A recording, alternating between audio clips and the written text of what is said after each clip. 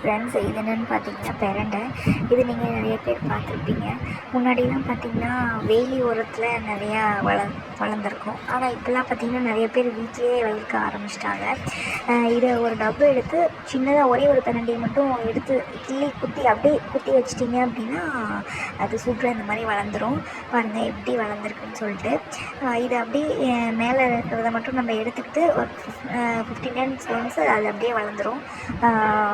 அதுக்கப்புறம் இதனோட பலன் என்னன்னு பார்த்தீங்க அப்படின்னா கால் வலிக்கு ரொம்ப நல்லதுன்னு சொல்கிறாங்க. முதுகு, கழுத்து வலி இது எல்லாத்துக்குமே ரொம்ப நல்ல ரிசல்ட் தருதுன்னு சொல்கிறாங்க. ரொம்ப முக்கியமாக செரிமானத்துக்கு உதவியாக இருக்குன்னு சொல்கிறாங்க. நிறைய நோய்களுக்கு மருந்தாகவும் பயன்படுத்துகிறாங்க. எப்படி செஞ்சு சாப்பிட்லான்னா நிறைய பேர் சட்னியாக அரைச்சி தான் சாப்பிடுவாங்க. வாரத்தில் 2 முறை யூஸ் பண்ணிக்கிட்டால் ரொம்ப நல்லதுன்னு சொல்கிறாங்க. அது மட்டும் இல்லாமல் பார்த்திங்கன்னா சூப்பாகவும் செஞ்சு சாப்பிட்லான்னு சொல்கிறாங்க.